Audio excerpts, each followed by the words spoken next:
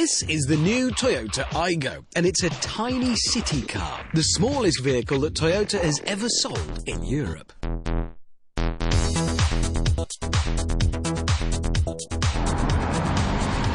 truth, that's not very interesting. But then neither are Toyota cars. In the main, people buy them because they never break down.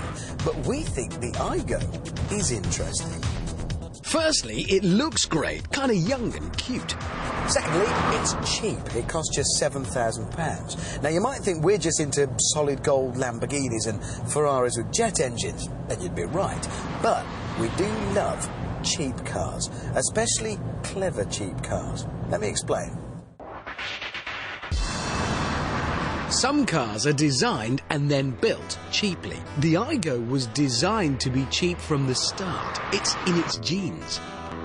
Look at this. In most hatchbacks, the hatch is a piece of metal and glass. In this case, it is just one sheet of glass, which means they save money on expensive metal pressings. And it only needs one gas strut to hold it up. And there's even just one piece of string to hold up the parcel shelf. It all adds up. And look inside. Just simple painted metal. And no extra fripperies like dual controls for the windows on the driver's side. In most cars as well, the seats are different for passenger and driver. In this car, they're both exactly the same, and that saves costs at the factory. They've also lopped a cylinder off the engine, leaving 3, which saves money and weight, which means this tiny car has a tiny thirst. It's also put together like Lego, so if you say smack a bumper, it removes with just 2 bolts. Now that brings servicing costs down, and that means the insurance is cheaper. It gets a rating of just Group 1. Although it's been built in the cheapest possible way, they've left in stuff that you'd like. Little things that make driving civilised. So you get ABS and airbags, and you can have sat-nav and air conditioning if you want. But there's other stuff, little touches that let you know they've really thought about it. Here, on the stereo, there's a socket so you can plug your iPod in. So, we like the cut of its jib, but the Aygo is a city car. So now we're going to find out if it's nippy, light on its feet, good at changing direction, darting in and out of traffic, that sort of thing. And to do that, we're going to have a game of football. Yes, welcome to the world premiere of Aygo Five-a-Side Football. It's a new Top Gear sport. Last year we tried to get historic people carrier racing off the ground and absolutely nobody could care less. This will probably be the same. The rules are simple. It's playground five-a-side with no goalie. Now, obviously, the players need quality drivers. So, as team captain, I'm going to pick them, along with the other team captain, Jose Mourinho. OK, go on then, you pick first.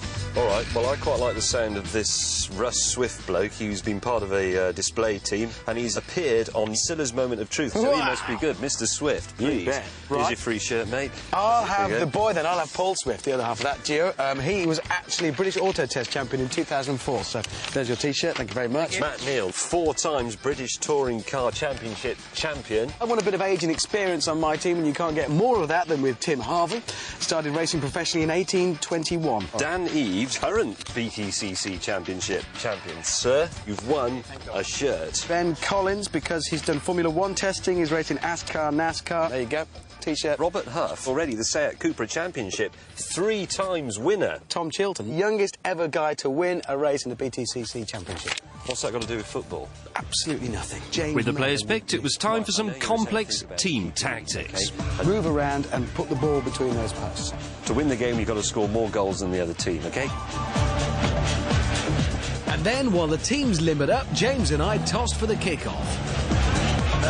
Heads. Heads it is. Yeah! Good luck then, sir. May the best team win. Mine. Kick off. This is it. Oh! That's not good. Let's head off number 4 there. Acceleration's good. The Aygo was also agile. Steering on this car is light. It's easy to manoeuvre in a supermarket car park football situation. But more than that, the Aygo allowed James to do the first sporting thing in his life. Headed. I'm through. Yes, I've scored a goal at football! Oh, I've scored a goal! I will kick off, so here it comes.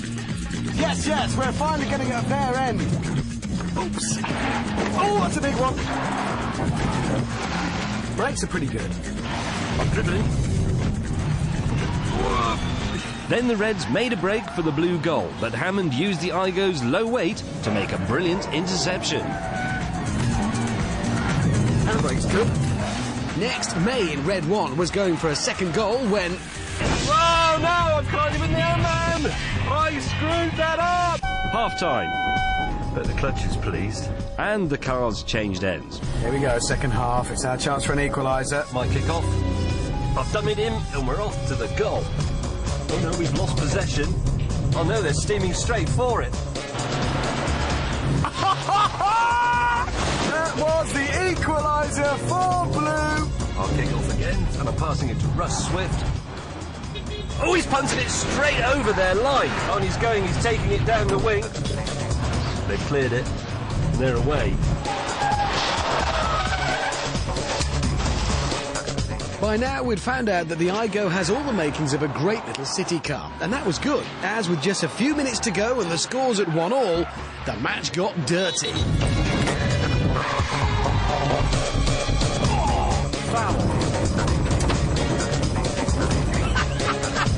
Door ball, that's not allowed. One of the things I will say about this car, it does withstand quite severe knock very well.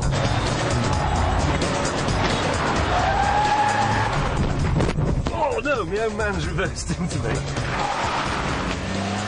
This is heart-stopping stuff. And then, just before the final whistle, with James defending the goal...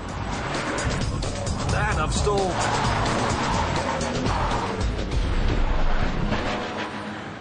Oh. Yes! I can't stand it. Magnificent!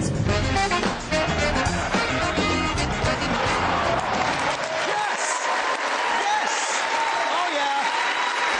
Oh yeah! Wow! What a...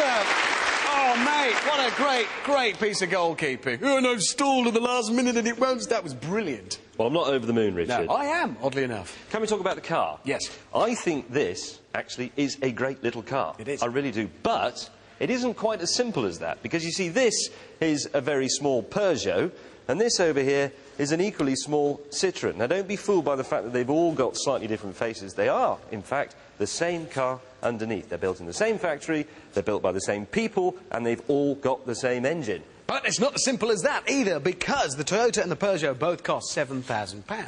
The Citroën, same car, cost £6,500, 500 quid cheaper. So the three go for that one.